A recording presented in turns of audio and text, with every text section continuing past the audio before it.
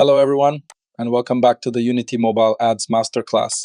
In this episode, we are going to implement Unity Interstitial Ads. Interstitial ads are full-screen advertisements that are usually shown between natural breaks in gameplay. For example, after completing a level, after a game over screen, when returning to the main menu, or before loading the next level. So without wasting any time, let's get started. First of all, open our Ads Manager script. At the top of this script, our class is already implementing IUnityAdsLoadListener. We added this listener in the previous episode because we needed callbacks for Unity Ads initialization. But for interstitial ads, we need two more listeners. The first one is IUnityAdsLoadListener, and the second one is IUnityAdsShowListener. Now, let's understand why we need these listeners. IUnityAdsLoadListener gives us callbacks related to loading an advertisement. It tells us whether the ad loaded successfully or failed to load.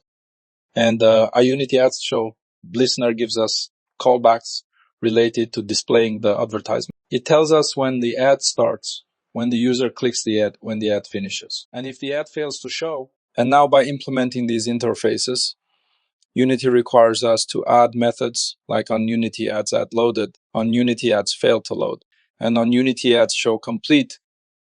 Instead of writing these methods manually, I'll let Visual Studio implement the interface methods for us. Here they are. Now I'll place all of these callback methods inside a separate region named Unity Interstitial Ad Callbacks. This will keep the script easier to read and maintain.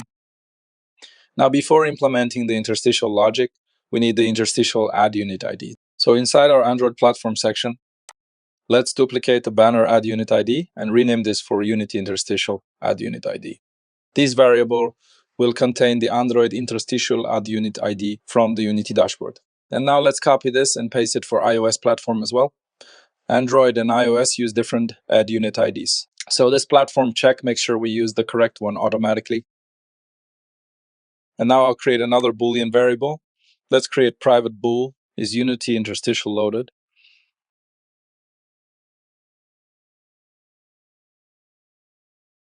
This variable will tell us whether our Unity Interstitial ad is currently loaded and ready to show. Now we need to make sure our Unity Interstitial ad starts loading after Unity Ads initialization. So let's go to our initialized Unity Ads method. And inside this method, we already have this check if Unity Ads is already initialized. We currently call our banner ad loading method. Now underneath that, I'll also call load Unity Interstitial Ad. This means if Unity Ads is already initialized, we'll immediately start loading our Unity Interstitial Ad as well. And now let's go to our onInitialization complete method and call this method again. This callback runs when Unity Ads finishes initializing successfully. So now our interstitial ad starts loading as soon as Unity Ads is ready. Next, let's create the actual loading method. Let's create private void load Unity Interstitial Ad. Inside this method, first I'll set the is Unity Interstitial Loaded to false, because we are starting a fresh ad request until Unity confirms that this new request has completed successfully. We should not treat the ad as ready. And next I'll print a debug message saying loading Unity Interstitial Ad. This is useful during testing because we can see exactly when a new interstitial ad request starts. And after that, now we'll load the ad, let's say advertisement.load. And ad unit ID will be Unity Interstitial Ad Unit ID. And listener will be this. This line is very important. The first parameter is our interstitial ad unit ID. This tells Unity Ads which ad unit we want to load. And the second parameter is this. We are passing the current Ads Manager script as the load listener. And now let's create the method that will show the interstitial ad. Let's create private void show Unity Interstitial. Now inside this method, first I want to check whether the Unity Interstitial ad is loaded before showing it. Let's check if not is Unity Interstitial loaded. Then I'll print the error message. And after that, instead of doing nothing, I'll start another load request. Let's call load Unity Interstitial Ad. Then I'll return. This stops the remaining code from running because we don't want to call show on an ad that's not ready. And if the ad is loaded, then we can display it, let's say advertisement.show, and pass Unity Interstitial Ad Unit ID for placement ID. And for listener, pass this. Again, the first parameter is our interstitial ad unit ID. The second parameter is this script. And this time, Unity uses this script as the IUnityAdsShowListener. So after we call show, Unity can send us callbacks such as ad started, ad click, ad completed, or ad failed to show. Now, this method is private, so we cannot assign it directly to a Unity UI button. For that, I'll create one public method. Let's say public void show Unity interstitial ad. Inside this method, I'll simply call the private show Unity interstitial method.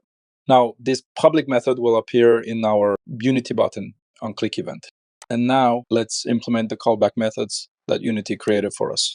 First, for our on Unity ads, ad loaded, let's remove the not implemented exception line and add a simple debug message. That will tell us exactly which ad unit loaded. And next, we need to check whether the loaded ad is our interstitial ad. So let's check if placement ID equals Unity Interstitial Ad Unit ID.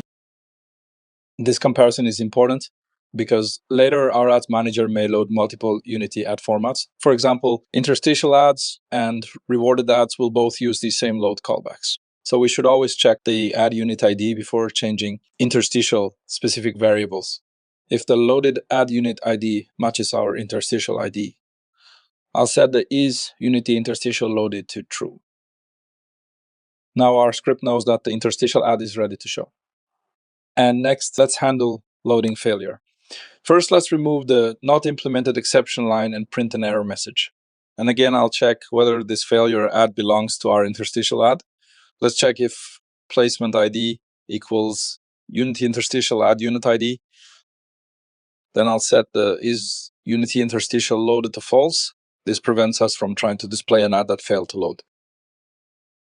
Next, let's handle showing failure.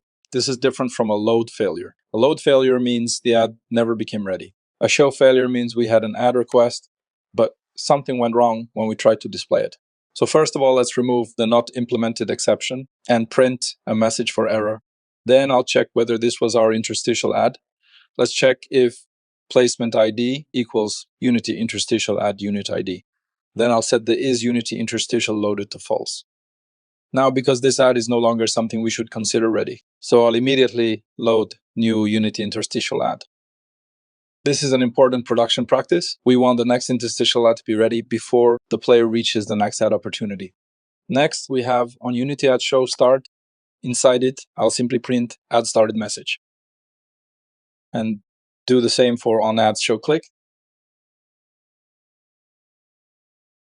Now, finally, we have on Unity Ads Show Complete. This callback runs when the advertisement finishes its full screen presentation. Inside this, first I'll print a message. And then I'll check whether this completed ad was our interstitial ad. If it is, I'll set the is Unity interstitial loaded to false and immediately load the new interstitial ad. That's it for interstitial ads. Now save the script and return to Unity. Now let's paste the ad unit ID from Unity dashboard. After that, let's duplicate the hide banner button and I'll rename it to Unity Interstitial.